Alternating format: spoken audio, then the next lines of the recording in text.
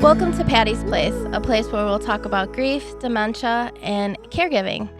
My name is Lisa. I'm the host. I am doing this podcast in honor of my mom, Pat, who passed away from dementia about 2 years ago. So pull up your cup of tea, your cup of coffee, or if you're having a really bad day, your glass of wine, and let's talk today. So today, we have another Lisa on here, Lisa Sugarman. She is an author, a nationally syndicated columnist, a three-time survivor of suicide loss, a storyteller with the National Alliance on Mental Illness, a crisis counselor with the Trevor Project, and a mental health advocate. So thank you for joining us today. Oh, thanks for having me. So, Pleasure. I was reading your bio. It's very interesting. You've done a lot of different things. Have done a lot of different things, and it's kind of funny to me now because I didn't start out with a purpose, with an intentional purpose behind anything aside from just being a mental health advocate and sharing my story. Mm-hmm. And one thing led to another, as you know, I'm sure, Yes. and another and another. And not only did it take me in just such unexpected places, but it also somehow jives together. Everything somehow fits together under this umbrella, this ecosystem, whatever you want to call it, of work that I'm doing. So everything kind of always somehow touches something else that I'm doing, which I love, which happened just very organically. And that's usually the best when it kinda just all comes together like that. Uh, Mm-hmm. I noticed and I agree with this, so I just want you to elaborate a little bit. What's the importance of sharing your story? Well, I mean, for me, it's two parts. For me, sharing my story was cathartic. It was a Mhm. way to, I guess, better accept the reality of my story because I'm sure you and I will chat more in depth about the fact that I had two different stories in my past relating to losing my father. And I've had to really do a lot of unlearning and relearning what actually happened, what the reason was behind my father's death. And so sharing my story for me is something that just helps me to better integrate that reality, I guess is a good way of saying it, to accept it. And then and also to just sharing it for the benefit of other people who might see themselves in your story, in a part of your story, or recognize a piece of it or a part of it that somehow relates back to them and they feel a little validated or they feel seen or a little less alone. So for me, those are the reasons, the two main reasons why I just keep sharing. And I would agree with that because I've noticed too when I share my story and I talk with other people, whether they had the exact same experience as me or something similar, you do feel validated and don't feel so alone. Like, you're Yeah. like, "I can do this," with it. You wanna tell us a little bit about your story about, how did you learn about your father's suicide? So I guess it's probably best to give you a little bit of context. I lost him when I was 10 years old. Okay. To what I was told was a heart attack. He was a very, very healthy man, aside from the fact that he smoked like everybody else did back in the 70s. But he was super healthy, very joyful. There were no signs or red flags that anything was wrong with him emotionally. He had a great marriage with my mom. I'm an only child. He was my best friend in the world. And he just suddenly passed away of a heart attack, which as a 10-year-old kid is obviously traumatic Oh, and definitely. devastating. But it was even my 10-year-old brain could understand the fact that my dad's heart stopped working, and I understood what a heart attack was as much as I needed to. So it was never anything that I questioned. There was no need to question it. And I lived with that for 35 years. I went off to college, got married, had kids, had my own family. And I think I was married 20 years and had kids who were well into their teens by the time I very, very unexpectedly found out the truth about his suicide. I bumped into a cousin I hadn't seen in a long time. We started catching up and talking, and the conversation just took a really strange turn. She made a comment that I was not expecting her to make. That there was no real context for it. It was just Mhm. kind of a random thought about whether my kids had the same kind of mental illness that my father had. I had no idea what she was talking about. So I immediately asked my mom about it a day or two later, and that's when everything came out. And and I've been, I guess, processing that ever since. He never really stopped processing that, but it just in that moment, it changed everything for me, it rewrote everything for me, and it most definitely put me on a very, very different path than I was on before. I could understand that, definitely. When you learn different things, like for myself, learning when my mom had uh, dementia and stuff, you just end up going down this different path because you want to learn more about it and Mhm. understand it and process it with it. That had to be hard though, because it's almost like you were re-grieving him then done in a different way.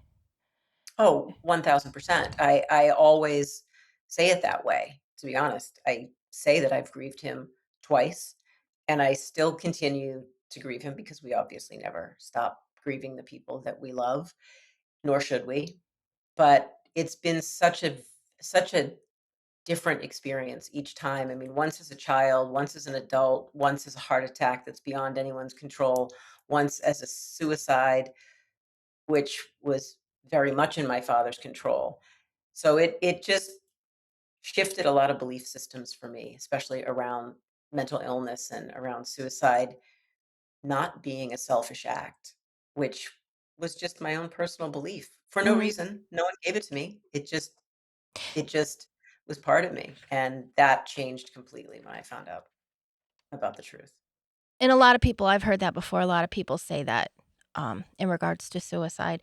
You mentioned that you don't think we should stop saying committed suicide. Why is that? I believe we should stop saying it because words matter and Mhm. language matters, and the way that we all talk about these issues, whether it be mental health or depression or anxiety or mental illness or parenting or and any of the things that we may talk about, the words that we use to describe what we're talking about, that helps us all form, in some cases, stigmas or impressions or understandings or beliefs around those things. Mhm. And when you use a word like committed and you attach it to a word like suicide, the word committed can have a really negative connotation.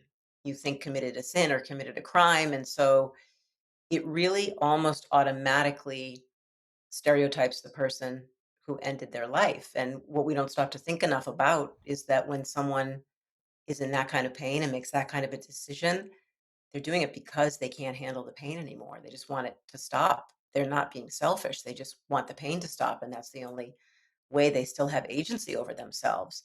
So when we start changing the way we talk about it and say something like died by suicide or ended their life or suicided, it gives that person dignity. And it doesn't perpetuate that stereotype and that stigma. So it's not, and it isn't just me who believes that. It's very much a collective philosophy now within the mental health space. So I'm just doing what I can in my own little space in the world to push that along and make it stick. I never thought about it like that, but it's very true. To give them dignity with that because you forget, and for somebody for them to get to that point, the pain must be so unbearable for them, and give them that dignity. That I think that's very important. It's to me, it's similar with dementia. Give them the dignity. That of what they're going through. They're sick, and it really isn't any different. Mental illness, whether it's in a physical illness, just give that person the dignity that they deserve with it. Right, I mean, they're like you just said, they're all illnesses. We would never fault someone for dying of a heart attack or having Right. cancer or having Alzheimer's. I mean, first of all, I wanna just say I'm so sorry about your mom, Oh, thank you.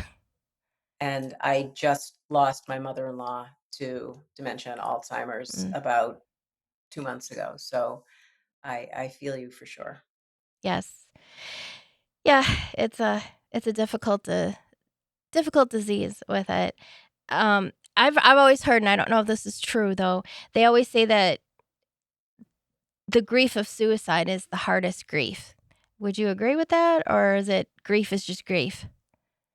Well, I think I would agree with both of those things. I think both of those things are true. Mhm. Grief is grief. Any kind of grief is traumatic and hard and painful and infinite. It doesn't end. But what I would say about suicide grief is that it's unusual. It's nuanced. It's different than someone dying in a car crash or having a heart attack because there are layers to it that don't exist when someone dies in a different way, when someone dies of an illness or an accident.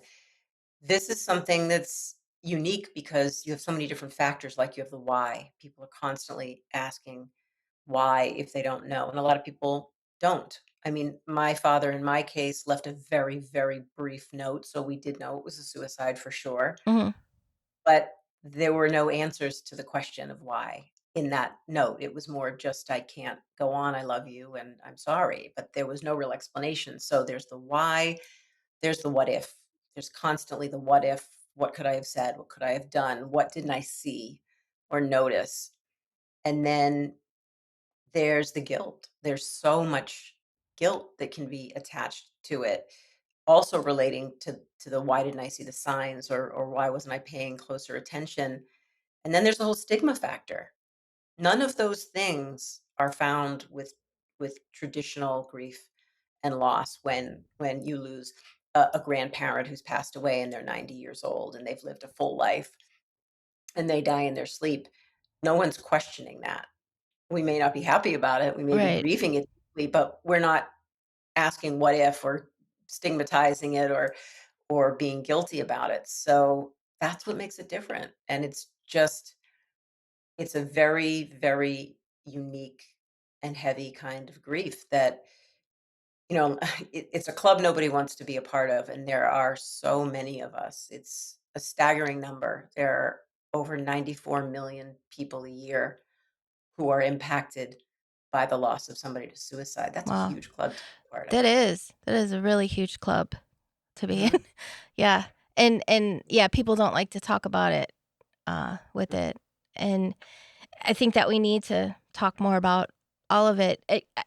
You say I see a question here that says, "Why is it okay not to be okay?" I love that question. Well, that's become such a catchphrase now, but I think it's Yeah. such a beautiful one. It's okay because this illusion of being perfect and having it all together and not being affected by life around you or stress or drama is totally unrealistic. It's it doesn't exist. This myth of being okay and having to soldier on and having to bury your real feelings and not show what's really kind of happening behind the curtain. It's unrealistic, number 1, and number 2, it's damaging. It hurts us when we feel like we have to perform and we have to be on and we have to be at our best all the time, whether it's work or at home with friends, with family. This whole notion of optics, it drives me absolutely nuts because people get so twisted around it because it becomes more important for people to appear okay than to actually be okay.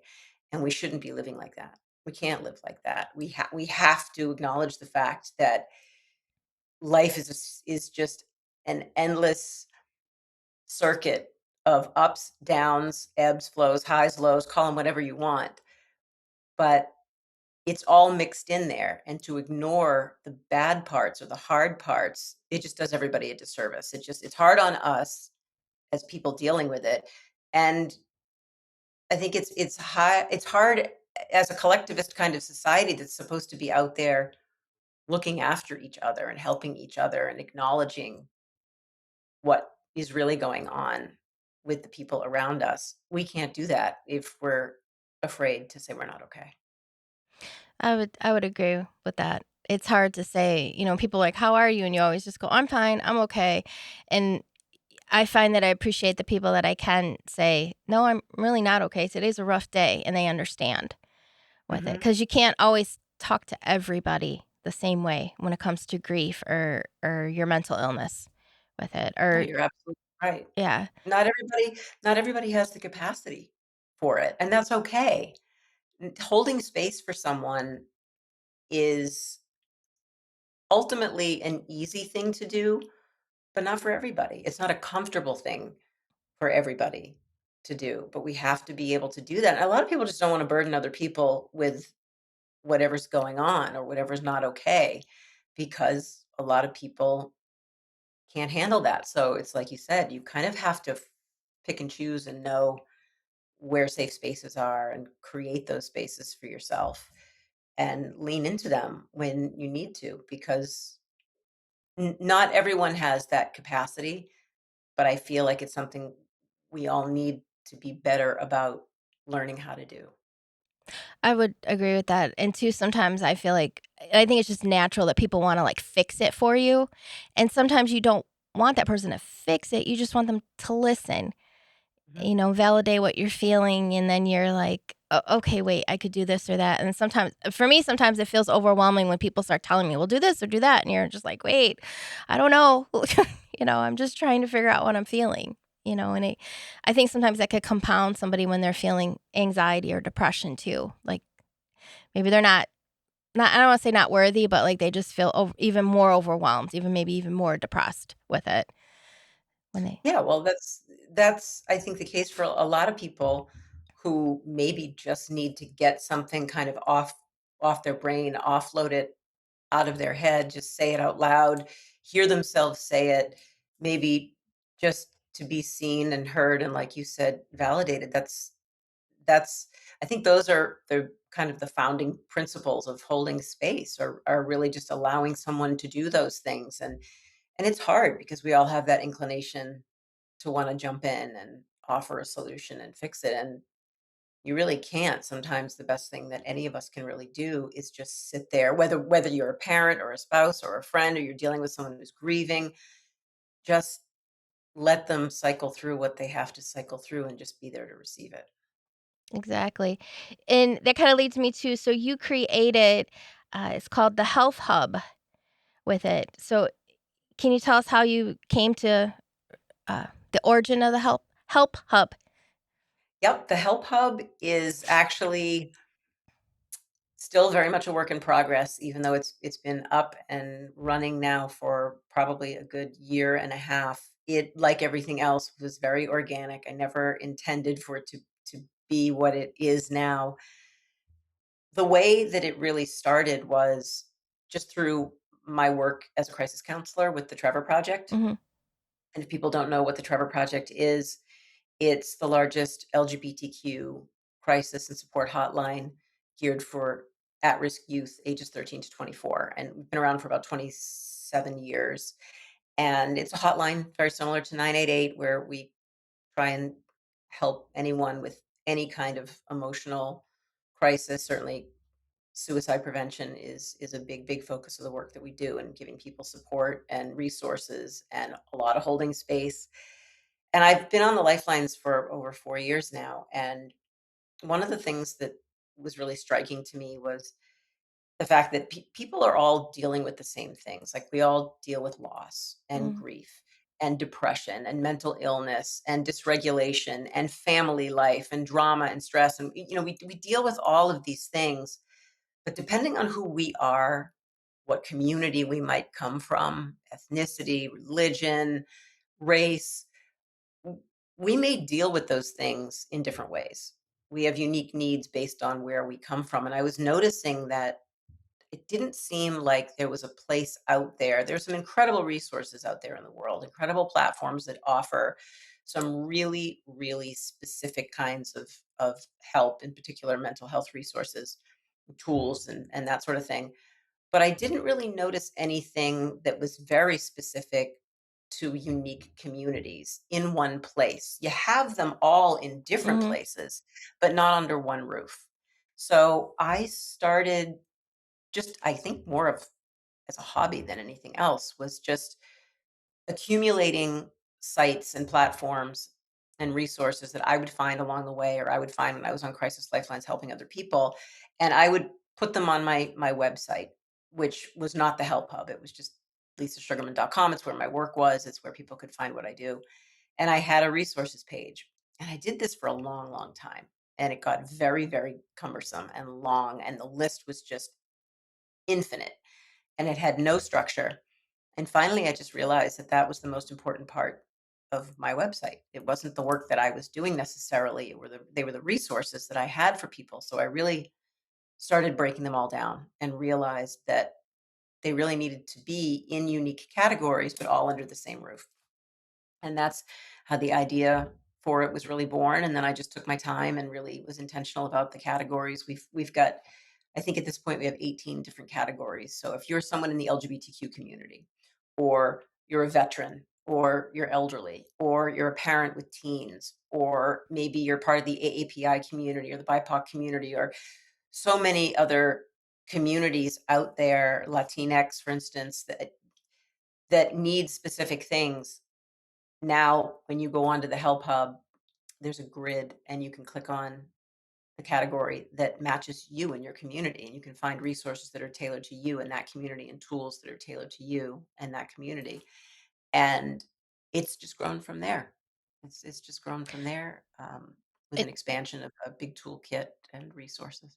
And I did notice that because I was on there, yesterday, and I did like how it was set up because it was very easy. It was like, "Oh, elderly, veteran," and it was like, "Oh, okay," and you could click on it, and then I saw, I really liked how you had it broken down with the toolkits that which are free and people can download them, and it gave you a lot of good information with that. Because I know sometimes people know there's resources out there, but they don't know where to find them.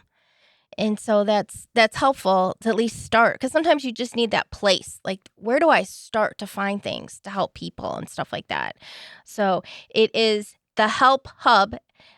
Is it .com or is it It's actually thehelphub.co. okay? So when we'll put that Mhm. on there, so people should definitely check it out. Um, I also wanted to ask too, with it. So what do you do if you find out someone is suicidal? Like, what can somebody do? Well, it's funny you speak about the Help Hub and about tools. That is one of the tools that Okay. I have on there. It's a PDF that someone can print or put on their phone that has the language to use if someone is not okay, because it's hard to know what to say. It's Mhm. scary. Yeah. If you know someone you care about isn't okay and you're seeing signs, or maybe they've said it outright, the most important thing to do is to talk directly to them about it. And don't don't worry about using the word suicide. That's actually a word you need to use in that kind of a conversation. And I know that that scares a lot of people Mhm. because it's a really, really loaded word to hear and to say. And it becomes important because when you're actually acknowledging someone's suicidal ideation for what it is, that's not going to push them closer to doing the thing. That's actually going to validate the fact that they're not okay. And it's going to show them that you're a safe place, that you understand, that you see where they're at, and you know that they're struggling. So it becomes really important. One of the first things you do is to say, "Hey, I noticed you don't seem like yourself, or you've said that you're not okay. Are you thinking about taking your life?" Like, that's a question that you have to ask. And then based on what they say, if they say, "No, I'm really just I don't have a plan. I'm just thinking about it. I'm thinking about I'm depressed. I'm anxious." Then you kind of go a different route. And then you say, "Well, what kind of support do you have? Who's in your life that you can talk to? What helps when you're feeling this way? Have you got a therapist? If you do, can you reach out to them?" Or if it's something like them needing to just sit down and have a conversation, talk to me, tell me what's going on, tell me what's got you in this headspace, and how we can work through it. So the most important thing is really just to address it head on. And then depending on what somebody says, if they do say, "Yes, I do have a plan, and I do know what I want to do, and I do know when I want to do it," well, then it becomes more urgent to get them some other help, like maybe convince them to call 988. Either them call, or you can do what's called a third party call, which is you call for them Mhm. and say, "Hey, I have a friend here. They're not okay. Can we all talk about this together?" And that can be a type of conversation you can have. And obviously, if somebody is telling you that they have a plan in place and they have the means to end their life, if you're with them, or if you're maybe on the phone with them or messaging with them, the first thing you need to do is to say, "Where are you right now in relation to what you're going to use to end your life?" And if they say that they're in a room with whatever it is they're going to use, you ask them to do you a favor while you're talking. Can you get out of that room?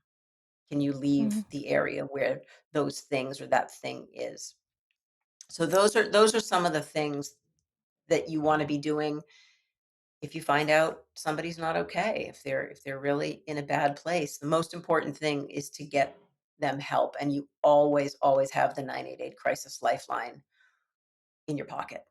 It's always something that's available, and if need be, they can actually organize an intervention if that's something that has to happen because someone is not okay and they're at imminent risk and you can't de-escalate them. They might have to get authorities there to ensure the person is safe, so they can help do things like that. So, talking directly to somebody about what they're feeling and using words like, "Are you thinking of killing yourself?" and then encouraging 988 and therapy, those are the 3 things that you wanna be doing if you're in a situation like that. And as I was listening to you, it also makes me think too, as a caregiver, sometimes you feel so overwhelmed and you feel so alone with it. So to know that they could call the 988 number too if they don't know any other resources in their area, because it can be overwhelming with it. And sometimes you do need to just talk to somebody and be like, it's okay to take care of yourself because it's a lot when you're a caregiver. Uh, Oh, most definitely, most definitely. I That was a big part of my life for a very long time with my own grandmother. She lived with us from the time I was 12 years old until right before I got married, and my mom single-handedly was taking care of me and taking care of her, and my grandmother was not well to mhm. begin with, so it was kind of always a little bit of a challenge. She always had a lot of caregiving to do, and I'll tell you, you get lost.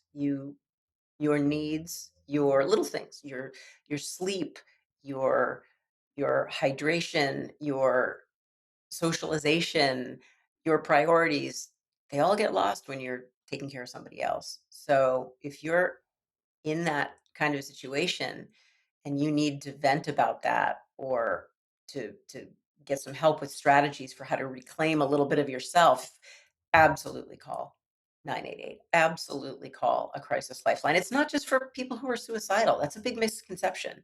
People think I have to be ready to end my life or know somebody who is to call, and that's absolutely untrue.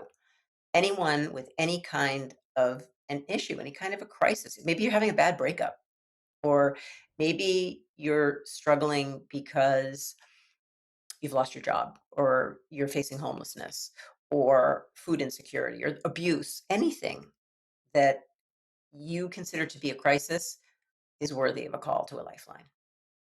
And I think it's good for us to talk about it so people know that and that it's okay to ask for help. It's hard sometimes, but it's okay for it. And in addition to the help hub, you also have some books too, and people can look at the books on the website as well? They can, I do. I'll have a few books, and I have a book coming out in a little over a month, Okay. actually. A new book is coming out. It's called Surviving: Finding Hope After Suicide Loss, and it's unique. It's unique in terms of any of the other books I've written because those were more parenting focused books. This is now the first book I've written since I've been very much a mental health advocate and since the Help Hub was designed and launched, and it really is a combination memoir, field guide, and toolkit because it tells the story. It tells the story of losing my dad twice and coming to terms with all the moving parts that that includes. And then it also offers resources. It also integrates the Help Hub into the book. So if you're someone who's reading it and you're identifying with what I've gone through losing someone like that to suicide or even just generalized grief and loss. It's not exclusive to suicide. It definitely touches on so much more than that. What to do, where to turn, how to get help. It's filled with mental health resources, has an entire section devoted to that. And the tools as well are in the book. So it's much more than just a memoir. It's a lot of different things. You can find that. You can find the other parenting books that I've written over the last 10 or 12 years. And ironically, as of yesterday, I just launched the Help Hub online shop. We're doing a lot of um, inspirational clothing now and accessories with different taglines like keep surviving or still healing or survivor. And hopefully we can spread the message in that way as well. It's kind of taking the message and the mission of the Help Hub, which is to help support people and keep surviving, help take it kind of off the internet and put it out into the world like that in a more physical way. Oh, I think that's great. I love seeing that kind of stuff. I always like to buy all that kind of stuff. Well, thank you so Please much. check it out. Yeah, thank you so much for joining us. So it'll be on my page as well, so people can get to the Help Hub, look at your books. Are they can purchase the books on there? Can they also purchase it on Amazon or anything like that? Yep, there are links. There's a book section on the Help Hub as well as on Amazon. Anywhere books are sold, you can find them. Oh, well, good. So I'll put all this on here, and also, so thank you so much for joining us. This has been so, um, I don't want to say enlightening, but it's been very informative. I've learned a lot today. So hopefully, my audience has learned a lot as well. So for it, so thank you for I joining hope so. us. Yes. My pleasure. My pleasure. So, so hopefully, today you have enjoyed your cup of tea, your cup of coffee, or your glass of wine, and you realize you're not alone with it. And don't forget, I did start the Patty's Place Facebook group, so please join that as well. And all the information that we talked about today will also be on the page. And please join us again for another edition of Patty's Place.